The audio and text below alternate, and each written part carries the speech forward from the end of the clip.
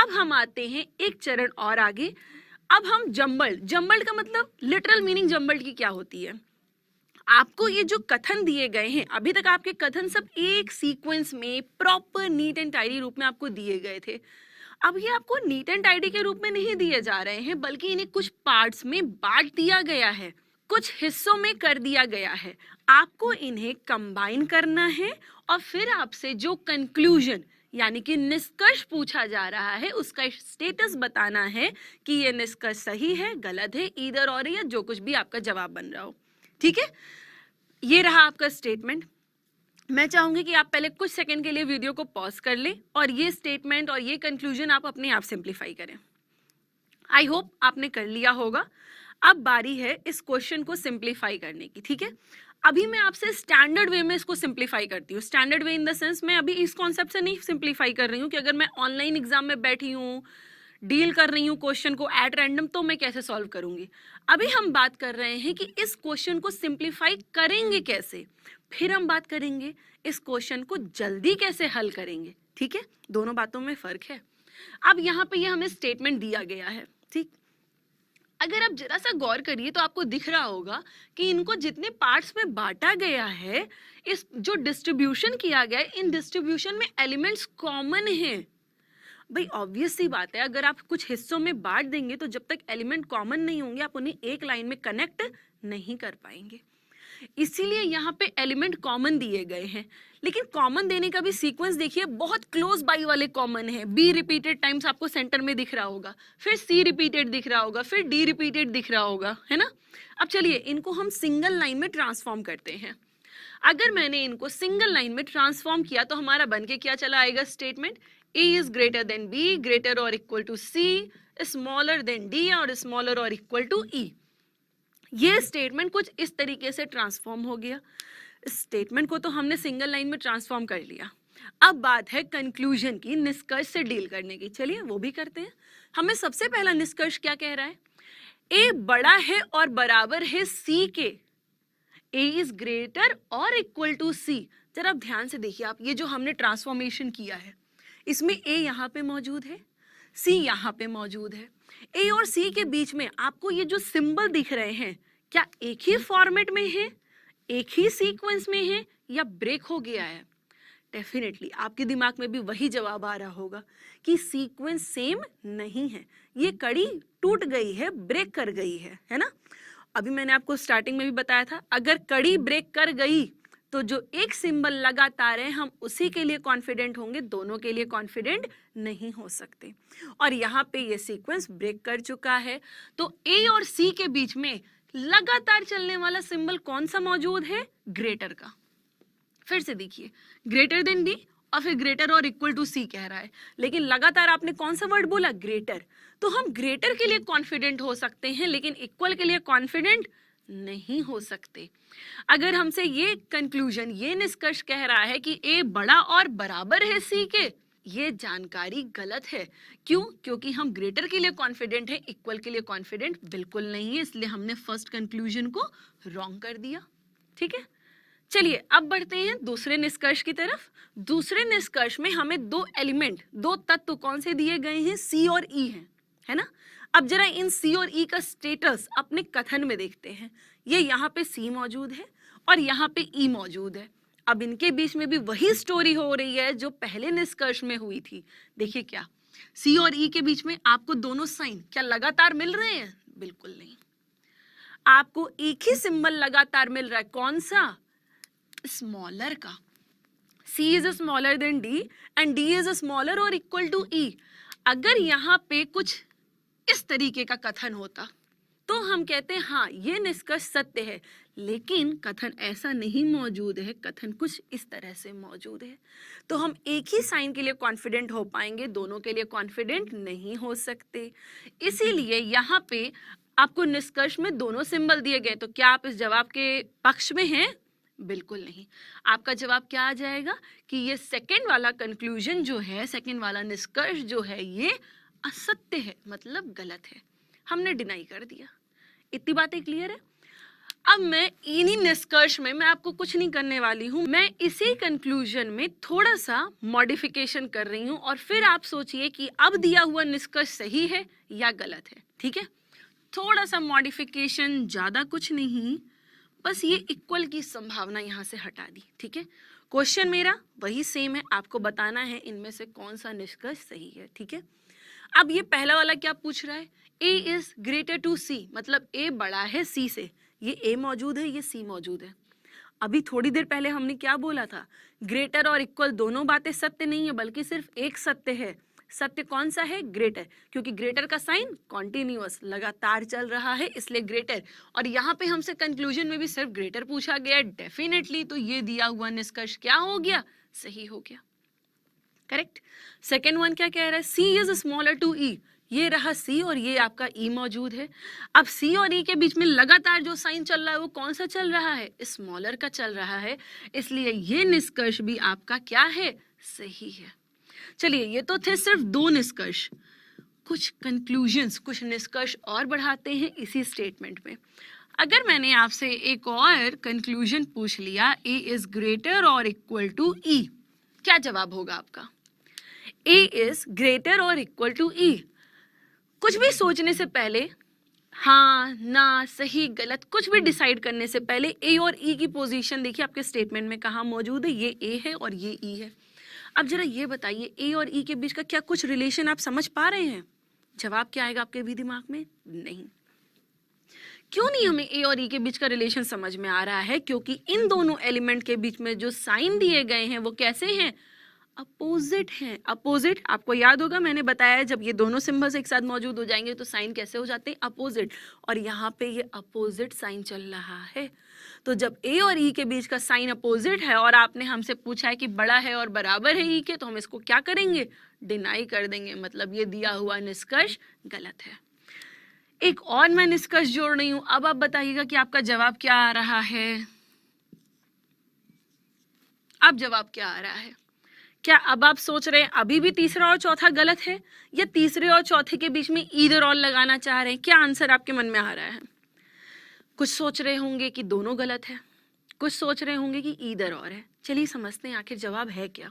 मैंने आपको पहले भी थियोरेटिकल पार्ट में बताया था, आपको याद होगा कि A और E के बीच में ये जो सिंबल्स हैं ये कैसे हैं, अपोजिट हैं। और जब सिंबल अपोजिट होंगे तो हमारे पास एक जवाब बनता है, कौन सा, ईदर और का, जैसे हम हिंदी में क्या कहते हैं, या तो का तो जवाब बनता है, लेकिन कब बनेगा, जब हमें तीनों सिंबल मिल जाएंगे। क्या हमें यहाँ पे तीनों सिंबल मिल रहे हैं? खाली सिंबल के देखने पे मत जाइएगा कि ग्रेटर, इक्वल और स्मॉलर लिखा है, इनके ट्रैक को भी देखिएगा। अगर आप यहाँ पे ए के पॉइंट ऑफ व्यू से पढ़ रहे हैं तो यहाँ पे भी ए के नजरिए से ही पढ़िएगा। ए के नजरिए से अगर आपने पढ़ा तो पहला क्या निकल के आया, ए बड़ा या बराबर है ई के, दो रिलेशन मिल गए। चलिए दूसरे से पढ़ा तो दूसरे से भी हम क्या पढ़ रहे हैं, ए बड़ा है ई के। हम एक ही बात को दो बार कह रहे हैं, लेकिन हमें यहाँ पे एक स्मॉलर की रिक्वायरमेंट जो तीनों की थी वो स्मॉलर की रिक्वायरमेंट फुलफिल नहीं हो पाई, इसलिए हम इनके बीच में ईदर और नहीं लगाएंगे। हम क्या कहेंगे कि दो के दोनों निष्कर्ष कैसे हैं, गलत है। क्लियर? थोड़ा सा मॉडिफिकेशन फिर करते हैं। अब यहाँ पे मैंने इस साइन को कुछ ऐसा कर दिया। अब आपका जवाब क्या वही है या कुछ बदल गया?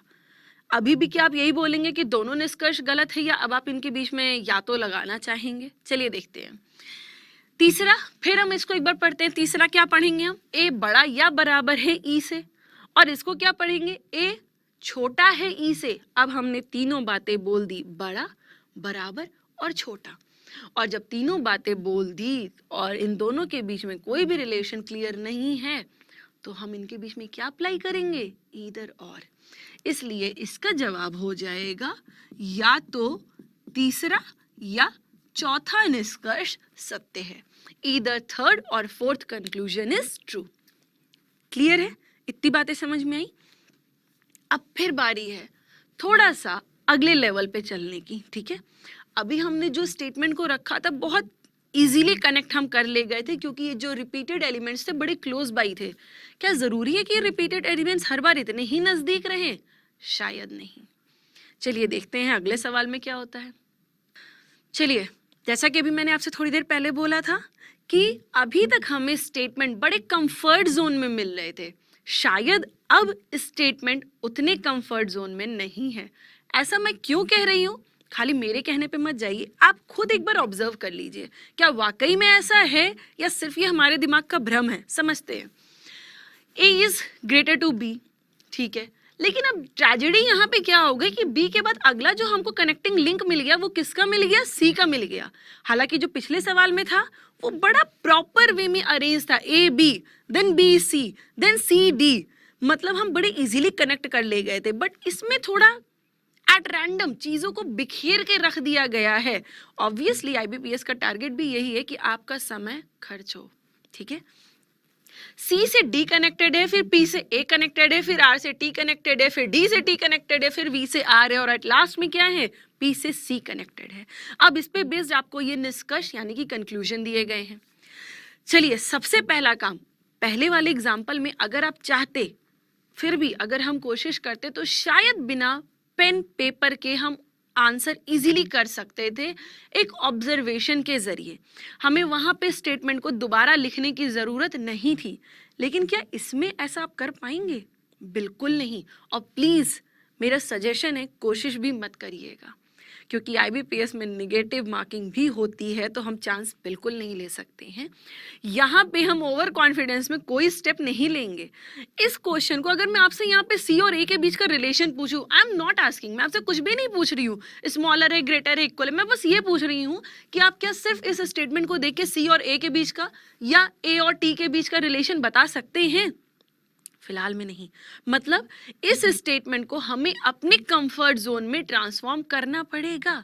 बट गाइस ट्रस्ट मी, खाली आप अकेले ऐसे मेंबर नहीं हो जो इस क्वेश्चन को सिंप्लीफाई करने के लिए मार्कर पेन पेपर की हेल्प कर ले रहे हो।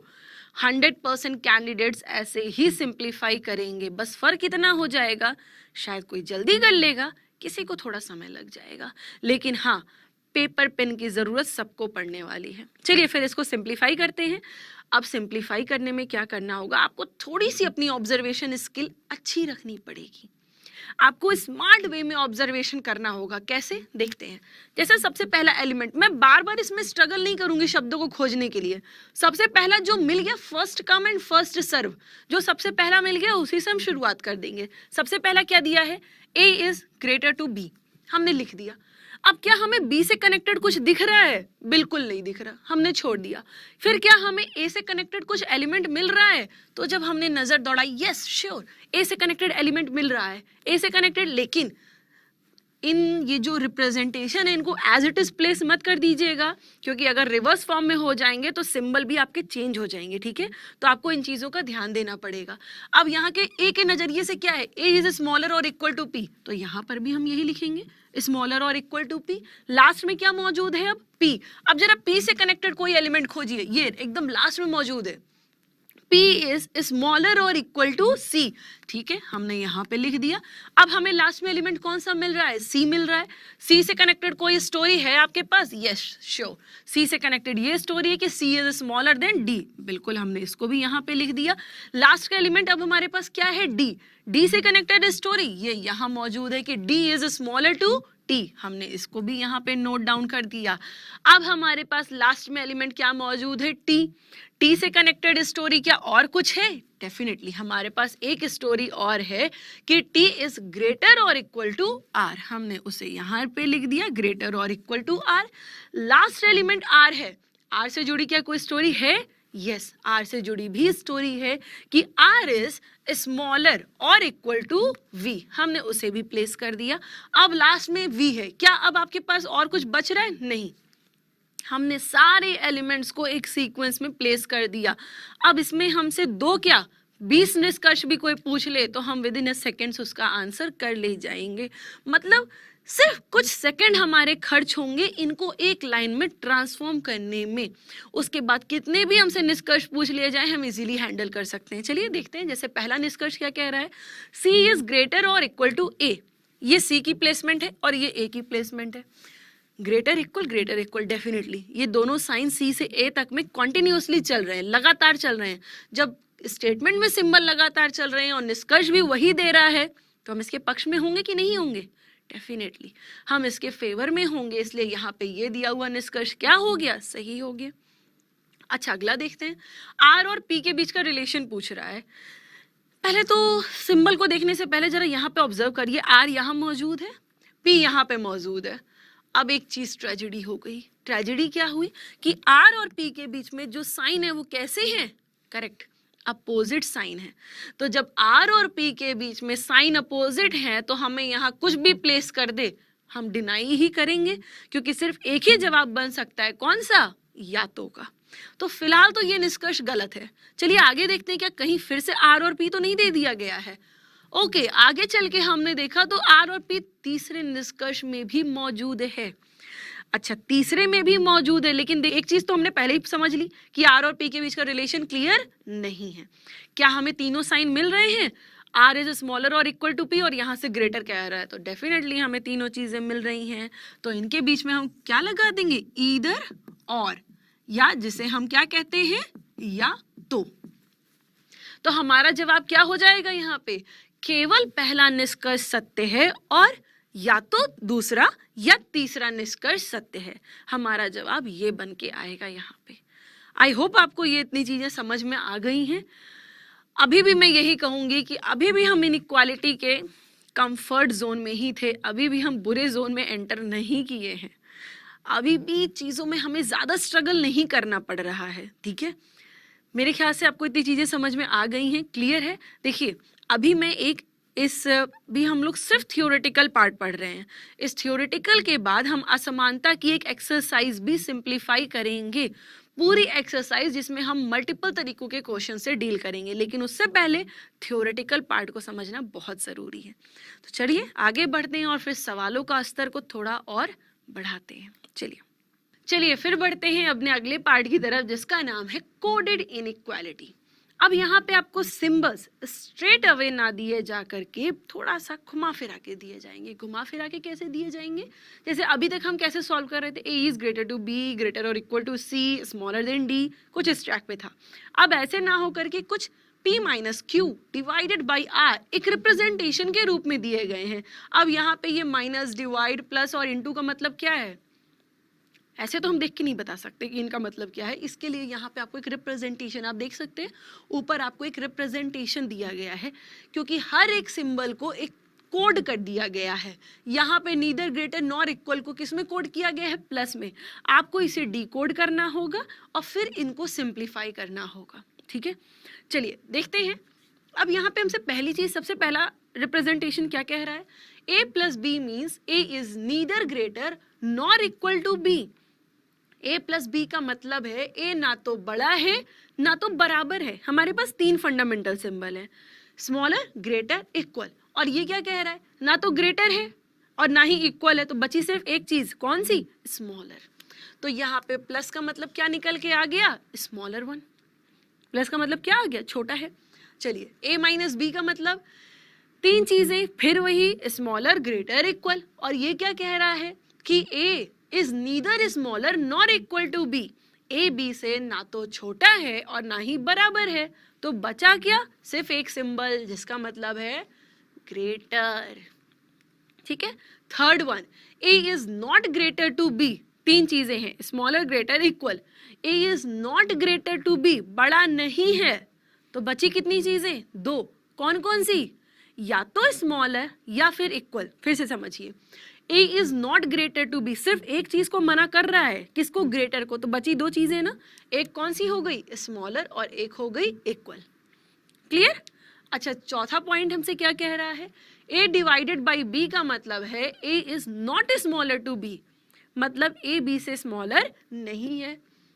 तो जब स्मॉलर नहीं है, एक चीज डिनाई की, तो बची कौन सी, दो चीजें, ग्रेटर और इक्वल, तो फिर इसका मतलब ग्रेटर और इक्वल हो गया। डिवाइड का मतलब a डॉलर b, मतलब a ना तो ग्रेटर है ना तो स्मॉलर है, तीन सिंबल, ग्रेटर स्मॉलर को मना कर दिया, बचा सिर्फ एक, कौन सा, इक्वल का।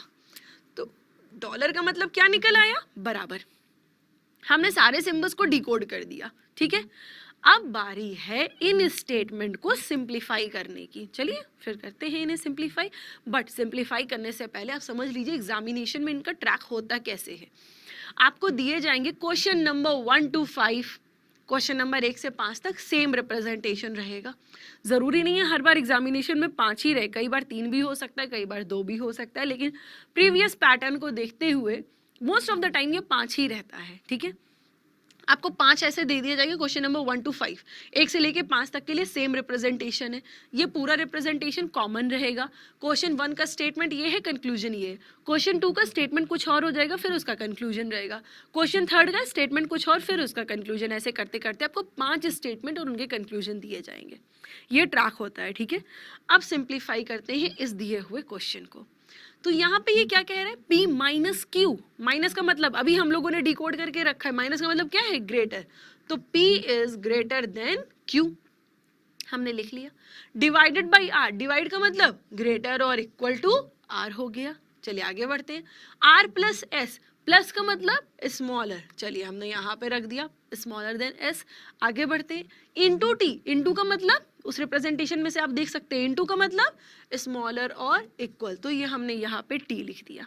इतनी चीजें क्लियर है। ये हमने इस रिप्रेजेंटेशन को सिंप्लीफाइड वे में लिख के रख लिया। अब बारी है इन कंक्लूजन से डील करने की। चलिए डील करते हैं। पहला क्या कह रहा है, अब हम बार बार पेन नहीं चलाएंगे, हमने बस एक बार पेन का वर्कआउट कर लिया है, बार बार नहीं करेंगे। P माइनस आर, माइनस का मतलब क्या है, P is greater than R। जरा देखिए P और R के बीच का ग्रेटर और ग्रेटर इक्वल, ग्रेटर इक्वल की चेन लगातार मेंटेन नहीं है, इसलिए P is greater than R। ये कंक्लूजन क्या है, सही है, क्योंकि P से लेके R तक एक चीज लगातार चल रही है, वो कौन सी है, ग्रेटर, इसलिए ये बात सही हो गई। चलिए सेकंड देखते हैं। R प्लस T, प्लस का मतलब क्या है, R is smaller then T। R ये रहा, T ये रहा, R और T के बीच का रिलेशन क्या है, स्मॉलर। ये भी हमसे कंक्लूजन यही कह रहा है, इसलिए कंक्लूजन सेकंड भी क्या है, सही है। ठीक है, चलिए थर्ड और फोर्थ देखते हैं।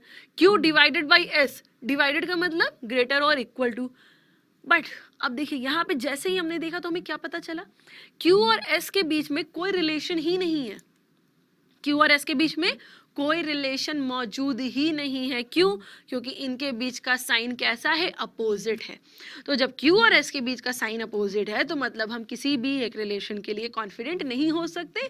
इन Q और S के बीच के रिलेशन को लेके हम अनसर्टेन हैं, मतलब संदिग्ध हैं, हम श्योर नहीं हैं। अच्छा, मतलब आइदर भी बन सकता है। फिर चलिए देखते हैं। Q और S एलिमेंट तो कॉमन है, डेफिनेटली एलिमेंट क्या है, कॉमन है। चलिए डिवाइड और प्लस, डिवाइड का मतलब ग्रेटर और इक्वल, प्लस का मतलब स्मॉलर, तो ग्रेटर इक्वल स्मॉलर तीनों चीजें मिल गई, तो इनका जवाब क्या हो जाएगा, या तो तीसरा या चौथा निष्कर्ष सही है। तो इस क्वेश्चन का आंसर क्या निकल के आएगा, पहला और दूसरा निष्कर्ष सत्य है और या तो तीसरा या चौथा निष्कर्ष सही है। मतलब only first and second conclusion follows and either third और फोर्थ इज ट्रू। मतलब इन दोनों में से कोई एक ही सही निकल के आएगा, दोनों नहीं निकलेंगे। समझ में आई आपको बात इतनी सी। ये आपको कोडेड का मैंने एक एग्जाम्पल दिया है। चलिए कोडेड के कुछ और एग्जाम्पल सिंप्लीफाई करते हैं। चलिए बढ़ते हैं फिर अपने अगले क्वेश्चन की तरफ, कोडेड के। अब मैं चाहूंगी कि आप एक बार थोड़ी देर के लिए इस वीडियो को पॉज कर दीजिए और ये क्वेश्चन आप पहले खुद से सिंप्लीफाई करिए, उसके बाद मैं फिर से इस क्वेश्चन को सिंप्लीफाई करूंगी। आई होप आपने ये काम कर लिया होगा, आपने पॉज करके इसको सिंप्लीफाई कर लिया होगा। चलिए अब मान लीजिए मुझे ये क्वेश्चन एग्जाम में मिला। अब बात करते हैं एग्जाम में कैसे सिंप्लीफाई करेंगे। तो जब मुझको ये क्वेश्चन एग्जाम में मिला तो बार बार मैं इस रिप्रेजेंटेशन को पढ़ने के फेवर में बिल्कुल नहीं हूँ, क्योंकि अगर मैं बार बार इस रिप्रेजेंटेशन को पढ़ने जाऊंगी तो कहीं ना कहीं मेरा पेशेंस जाने लगेगा, मैं इरिटेट हो जाऊंगी। तो जब मुझे वहाँ पे रफ शीट दी जाती है, मेरा सबसे पहला टारगेट क्या होगा कि मैं इस रिप्रेजेंटेशन को उस रफ शीट में एक स्मार्ट वे में लिख लूँ, ताकि मुझे बार बार स्क्रीन को स्क्रॉल करके इस रिप्रेजेंटेशन का मतलब समझना ना पड़े। तो देखिए मेरी मान लीजिए ये रफ शीट है। अब मुझे इस क्वेश्चन को सिंप्लीफाई करना है, कैसे करेंगे। प्लस का मतलब क्या है, ओके स्मॉलर। माइनस का मतलब क्या है, ग्रेटर, फाइन। इनटू का मतलब क्या है, स्मॉलर और इक्वल, ओके। डिवाइड का मतलब क्या है, ग्रेटर और इक्वल। और डॉलर का मतलब क्या है, बराबर। मैंने इस रिप्रेजेंटेशन को अपनी रफ शीट में लिख लिया। अब मुझे 5 दे दो क्वेश्चन या 10 दे दो, मुझे बार बार ये रिप्रेजेंटेशन पढ़ने की जरूरत बिल्कुल भी नहीं है। ठीक है, अब आते हैं इस क्वेश्चन को, इसे सिंप्लीफाई करते हैं। ठीक है, तो इस क्वेश्चन में हमें सबसे पहला क्या दिया गया, w इंटू वाई। जल्दी से सिंप्लीफाई करते हैं। w इंटू का मतलब w इज स्मॉलर और equal to y minus greater than t divide greater और equal to x plus, plus का मतलब स्मॉलर देन q, आगे इंटू v, इंटू का मतलब स्मॉलर और इक्वल टू v। ये हमने इसका रिप्रेजेंटेशन बना लिया। अब इसको कंक्लूजन में कंक्लूड करते हैं। चलिए, सबसे पहला कंक्लूजन क्या कह रहा है, w$x। आपने एक चीज कभी गौर किया है, जब भी आप कभी इसे सिंप्लीफाई करेंगे ना, एक रिप्रेजेंटेशन हमेशा आपको याद हो जाएगा। कौन सा, इक्वल का। इक्वल का जो भी रिप्रेजेंटेशन होगा वो कुछ एक साइकोलॉजी है कि ये इक्वल का साइन का जो रिप्रेजेंटेशन है हमें ऑटोमेटिकली याद हो जाता है एक ही बार में। ठीक है, डॉलर के लिए तो आई डोंट थिंक कि हमें बार बार देखने जाना पड़ेगा कि डॉलर का मतलब क्या है, बराबर है। ठीक है, लेकिन ये स्टैंडर्ड मत समझिएगा कि हर बार प्लस का मतलब स्मॉलर ही होगा, ये क्वेश्चन टू क्वेश्चन वेरी करता है। ओके, चलिए, सबसे पहला क्या रहा है, w$x मतलब w बराबर x, वेयर एज हमारे इक्वेशन के हिसाब से w और x के बीच का रिलेशन हमें पता ही नहीं है। तो जब पता ही नहीं है तो आप हमसे इक्वल की बात पूछ रहे हो, हम डिनाई कर जाएंगे क्योंकि हमें इनके बीच का रिलेशन पता नहीं है।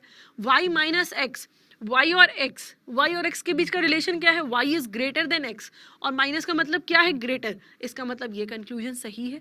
तीसरा, t divided by q, t और q के बीच का रिलेशन हमको पता ही नहीं है। तो जब हमें रिलेशन ही नहीं पता है तो इस डिवाइड को डिकोड करने की कोई ज़रूरत नहीं है। लेकिन अगर यही कहीं चौथा कंक्लूजन भी t और q से रिलेटेड होता तो इस डिवाइड को डिकोड करने की ज़रूरत थी। लेकिन क्योंकि ये t और q सिर्फ एक ही बार में मौजूद है और t और q के बीच में रिलेशन हमें पता ही नहीं है, तो इस डिवाइड को हम डिकोड करेंगे ही क्यों। क्योंकि आप कुछ भी यहाँ पे रख दो, वो निष्कर्ष क्या बनना है, गलत ही बनना है। तो हम समय क्यों खर्च करें उसे डिकोड करने में, क्योंकि यहाँ पे सिर्फ एक पॉसिबिलिटी हो सकती है, कौन सी, आइदर और की। और आइदर और होने के लिए टी और क्यू को एक बार और मौजूद होना चाहिए, जो कि यहाँ पे फिलहाल में मौजूद नहीं है। ठीक है, आते हैं फोर्थ पे। फोर्थ क्या कह रहा है, v और x के बीच का रिलेशन। v और x के बीच का रिलेशन क्या है, v is greater than x। Greater का मतलब क्या है, माइनस, तो v माइनस x, ये भी क्या है, निष्कर्ष सही है। तो हमारा जवाब इस क्वेश्चन में क्या निकल के आएगा, केवल दूसरा और चौथा निष्कर्ष सत्य है। आई होप आपको ये चीज़ समझ में आई होगी। लेकिन अभी भी इस क्वेश्चन में एक एडवांटेज था। इस क्वेश्चन में मैंने आपको यहाँ पे जो भी स्टेटमेंट दिए हैं वो बाइफरकेट करके नहीं दिए हैं, एक सीक्वेंस में दिए हैं, काट पीट के नहीं दिए हैं आपको। ऐसा भी सिचुएशन होती है जब ये स्टेटमेंट आपको काट पीट के मतलब बाइफरकेट करके कई हिस्सों में दिए जाते हैं, कई पार्ट्स में आपको स्टेटमेंट भी दिए जाते हैं। चलिए फिर बढ़ते हैं अपने कोडेड इनइक्वालिटी के अगले फेज में। लेकिन अगले फेज में एंटर करने से पहले दो सिंबल को समझना बहुत ज़रूरी है। और वो दो सिंबल कौन से हैं, एक है इक्वल और अगला है नॉट इक्वल। इन दोनों को भी समझना बहुत ज़रूरी है। अब हम कुछ स्टेटमेंट और कुछ कंक्लूजन ऐसे डील करेंगे जो सिर्फ इक्वल और नॉट इक्वल से डील कर रहा होगा।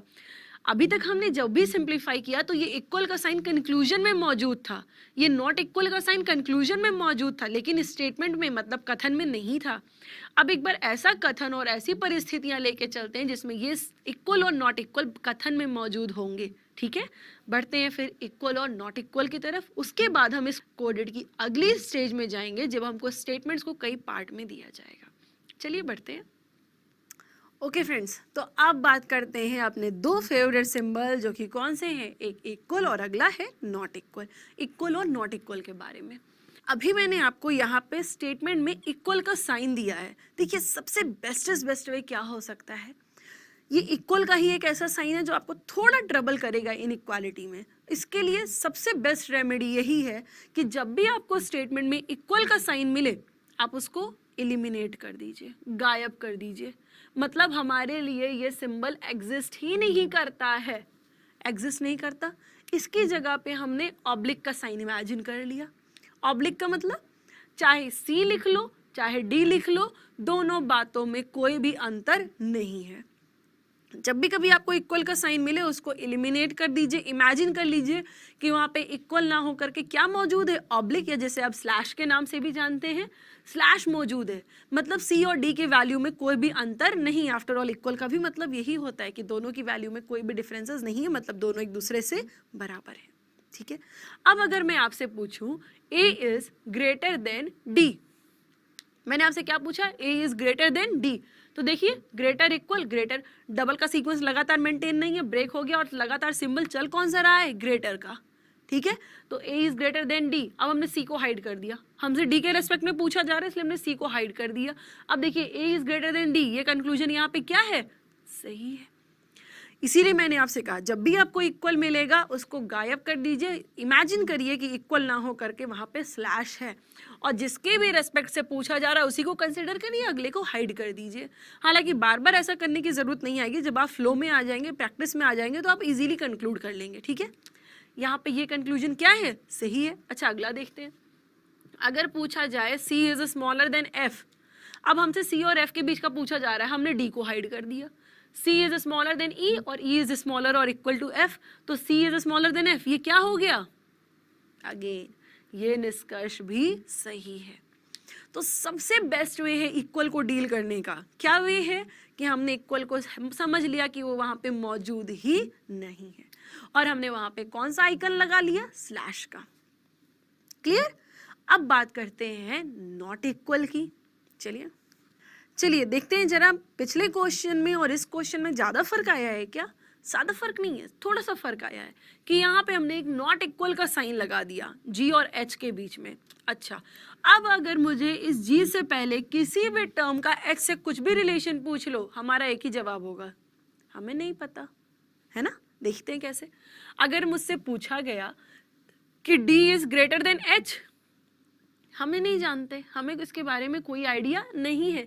E is greater than H, again the same thing, हमें इसके बारे में कोई भी आइडिया नहीं है, क्योंकि G और H के बीच का साइन क्या है, नॉट इक्वल। नॉट इक्वल का मतलब क्या है, या तो ग्रेटर है या स्मॉलर है, लेकिन क्योंकि हम इनके बीच का एग्जैक्ट साइन को लेकर श्योर नहीं है, इसलिए हम किसी भी एलिमेंट का H से रिलेशन बताने में असमर्थ हैं। कोई भी रिलेशन हम एग्जैक्टली यहाँ पे डिराइव नहीं कर पाएंगे। जैसे अगर पूछा गया C इज ग्रेटर और इक्वल टू H, हमें क्या पता, हम नहीं जानते, और जब हम नहीं जानते तो ये दिया हुआ निष्कर्ष गलत है। E is smaller then H, हमें क्या पता कि G के बाद का साइन क्या, और वैसे भी G तक में क्या रिलेशन है आपका, ये साइन भी तो अपोजिट हो ही जा रहे हैं, तो ये भी क्या है, गलत है। अच्छा चलिए, आपने माना E से तो साइन अपोजिट है, व्हाट अबाउट F, F से तो साइन अपोजिट नहीं हो रहा है। देखते हैं, अगर पूछा गया F is greater than H, अब आप इसके लिए क्या कहेंगे, F is greater than H, ये कंक्लूजन सही है या गलत है, जरा गौर करिएगा। F is greater than G, लेकिन G के बाद का सीन क्या है, ग्रेटर या स्मॉलर। देखिए नॉट इक्वल का मतलब ये रिप्रेजेंट करता है ग्रेटर और स्मॉलर को, लेकिन इसी साइन को सिंप्लीफाइड वे में क्या लिख दिया गया है, नॉट इक्वल, क्योंकि ये थोड़ा हैबजर्ड लगता है देखने में, इसीलिए इसको सिंप्लीफाइड वे में इस तरीके से ट्रांसफॉर्म किया गया है। ओके, अब ये कह रहा है F is greater than H, F से लेके G तक का तो रिलेशन पता है कि ग्रेटर है, लेकिन G के बाद का रिलेशन पता नहीं ग्रेटर है या स्मॉलर है, तो हम इस चीज को लेकर श्योर नहीं हो सकते, इसलिए ये दिया हुआ निष्कर्ष यहाँ पे क्या है, गलत है। अच्छा, अगर आप सोच रहे होंगे अब चलो ग्रेटर तो गलत हो गया, अगर स्मॉलर होता तो वो भी डेफिनेटली क्या है, गलत है। अच्छा और देखते हैं, अगर पूछा जाता है कि G is greater than H, हमें क्या पता, फिर वही बात, क्योंकि G और H के बीच में दो संभावनाएं हैं, एक ग्रेटर की और एक स्मॉलर की, और ये सिर्फ ग्रेटर कह रहा है तो हमें पता नहीं है। अच्छा दूसरी चीज, G is smaller then H, अब कुछ आपके दिमाग में आया, अगर केवल पहला दे दिया जाएगा तो हम डिनाई कर जाएंगे, केवल दूसरा दे दिया जाएगा तो भी हम डिनाई कर जाएंगे अधूरी जानकारी के चलते, लेकिन अगर दोनों दे दिया जाएगा तो हम क्या कहेंगे कि इनका कंडीशन है ईदर और का। आफ्टर ऑल G और H के बीच का रिलेशन यही तो है कि G is either greater to H और smaller to H, G H से या तो बड़ा है या फिर छोटा है, यही बातें यहाँ पे बांट के दे दी गई हैं, इसलिए हमने इन दोनों के बीच में क्या लगा दिया, ईदर और। समझ में आ गई इतनी बातें आपको, इसलिए यहाँ पे ये क्या हो गया, ईदर और। ठीक है, एक सरप्राइज और है इसमें, अब आप सोच रहे होंगे अब और क्या हो सकता है, इक्वल के साइन के ही साथ थोड़ा सा स्टेटमेंट में मॉडिफिकेशंस करेंगे और आपको बताना है कि दिए हुए कंक्लूजन में इधर और लग रहा है या नहीं लग रहा है। देखते हैं, चलिए देखते हैं फिर इस क्वेश्चन को ध्यान से, इस अगले सवाल को। अब इस क्वेश्चन में थोड़े से मैंने मॉडिफिकेशन किया है, greater equal to B greater equal to C smaller than D बराबर ई ग्रेटर देन एफ और स्मॉलर और इक्वल टू जी, ये आपको स्टेटमेंट दे दिया है। अब आपसे निष्कर्ष में क्या पूछ रहा है, पहला पूछ रहा है कि b इज ग्रेटर और इक्वल टू e और दूसरा पूछ रहा है b is smaller then d। दो निष्कर्ष हैं, 5 जवाब हैं, 5 ऑप्शन कौन कौन से हैं आपसे, केवल पहला निष्कर्ष सत्य है, केवल दूसरा निष्कर्ष सत्य है, या तो पहला या तो दूसरा निष्कर्ष सत्य है, दोनों पहले और दूसरे निष्कर्ष सत्य हैं, या ना तो पहला ना तो दूसरा निष्कर्ष सत्य है। इन पांचों में से क्या जवाब आपको लग रहा है इसके लिए, चलिए देखते हैं। अभी मैंने आपसे थोड़ी देर पहले क्या बोला था, जब भी आपको इक्वल का साइन मिलेगा हम इसे क्या कर देंगे, एलिमिनेट, गायब कर देंगे, गायब कर दिया। और गायब करके यहाँ पे क्या कर देंगे, स्लैश। स्लैश का मतलब कि डी और ई दोनों में कोई भी फर्क नहीं है, दोनों एकदम इक्विवेलेंट है। डी को यूज किया जाएगा तो ई को हाइड कर देंगे, ई को पूछा जाएगा तो डी को हाइड कर देंगे, या किसी एक को भी रख लो, बात बराबर ही है ना। चलिए अब हमसे यहाँ पे पूछ रहा है बी और ई के बीच का रिलेशन।